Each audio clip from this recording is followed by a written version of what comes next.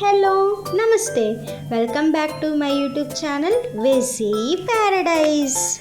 I am Gajwelli Sai Sahiti. ఈరోజు special సొరకాయ తెపాల చెక్కలు. పాతకాలం పద్ధతిలో ఇత్తడి గిన్నెలో ఈ తెపాల చెక్కలు ఎలా చేసుకోవాలో చూపిస్తాను. ఈ హెల్దీ రెసిపీ ప్రాసెస్ చూసేద్దామా? Let's begin the recipe process. First అయితే నేను 1/2 kg సొరకాయని తీసుకొని పైన ఉన్న చెక్కును తీసేసి ఇలా తురిమి ఉంచుకున్నాను.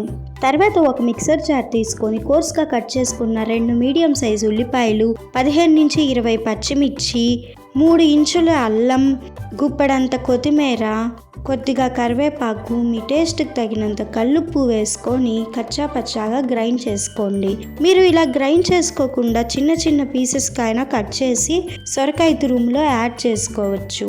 ఇప్పుడు ఒక ఎడల్పాటి బౌల్ తీసుకొని అందులో రెడీగా ఉన్న సొరకాయ తురుము, గ్రైండ్ చేసి ఉంచుకున్న పేస్ట్, బియ్యపిండి, 1 టేబుల్ స్పూన్ జీలకర్ర యాడ్ చేసుకొని బాగా మిక్స్ చేసుకోవాలి. బియ్యపిండి క్వాంటిటీ ఇంత సొరకాయకి ఇంతే తీసుకోవాలి అనేం లేదు.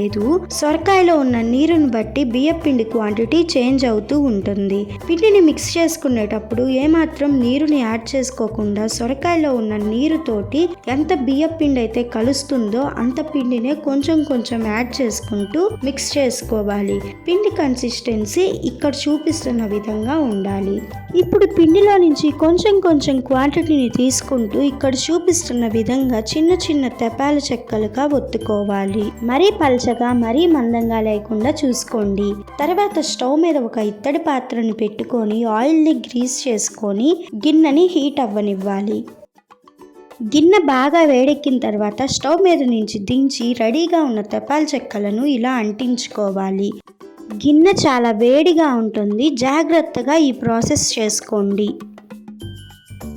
ఇప్పుడు తిరిగి స్టవ్ మీద పెట్టుకొని పైనుంచి ఇంకొంచెం ఆయిల్ని యాడ్ చేసుకొని మూత పెట్టి లో టు మీడియం ఫ్లేమ్ మీద 5 minutes వదిలేయాలి.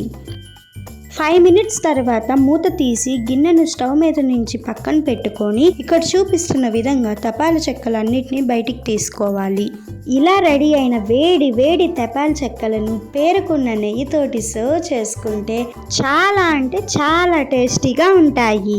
ఒకప్పుడు ఈ తెపాల చెక్కలను ఫ్రీక్వెంట్గా ఇంట్లో అందరూ చేసుకుంటూ ఉండేవారు. మళ్ళీ ఆ పాతకాలం టేస్ట్ని గుర్తు చేయటం కోసమే ఈ recipe. Stay tuned for more interesting recipes.